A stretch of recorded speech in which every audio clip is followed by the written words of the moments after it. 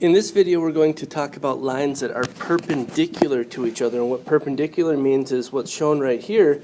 We have two lines that are meeting at a 90-degree angle. That's what perpendicularity means. A symbol that you'll see for perpendicularity is just something like that. And if you look at the picture that I have drawn here, we have one line that's going down. We have one line that's going up, and that's pretty much always going to be the case. So our slopes of perpendicular lines are going to be opposite.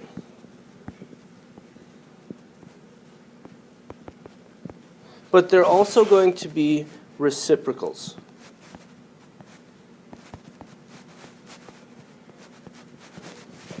So perpendicular lines will have slopes that are opposite and reciprocal. So first question here, let's talk about what that means. Are these fractions opposite reciprocals of each other? Remember, opposite means different signs, positive versus negative. Reciprocal is where we take a fraction and switch the numerator and denominator. So this first one, 1/2, negative 1/2, are they opposite reciprocals? No. They're opposites, but they are not reciprocal.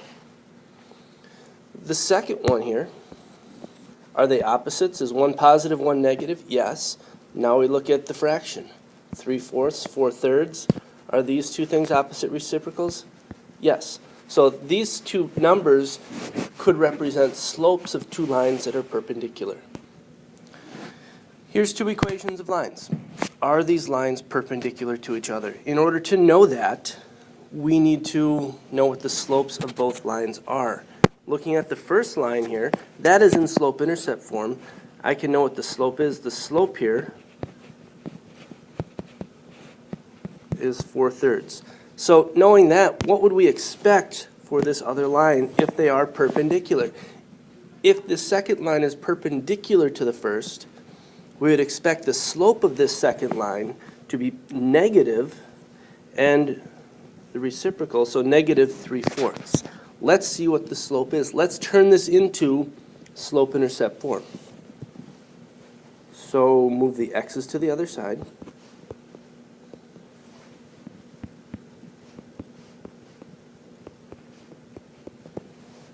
Divide by 4.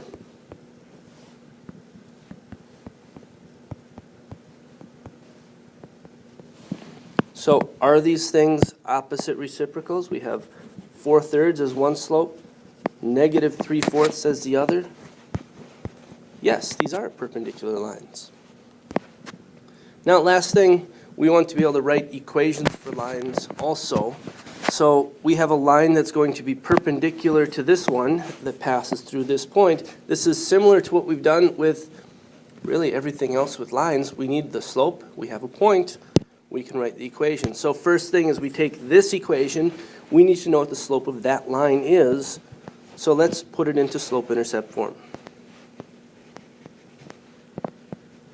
Subtract 2x from both sides.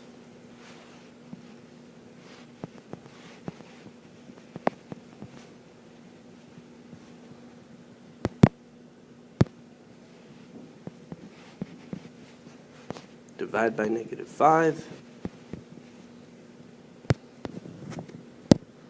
We get that this equation in slope-intercept form is y equals 2/5 x plus 7/5. So what's the slope of this line? This line has a slope equal to 2/5. So what's the slope of my line going to be? My line has slope equal to negative 5/2. And I have a point. Let's go. Y minus 1 equals negative 5/2 times x minus negative 2 or plus 2. And let's check the directions. It does not say we need it in slope-intercept form, so you know what? That's where I'm going to stop. So the big takeaway, the big new thing here is that perpendicular lines will have slopes that are opposite and reciprocal.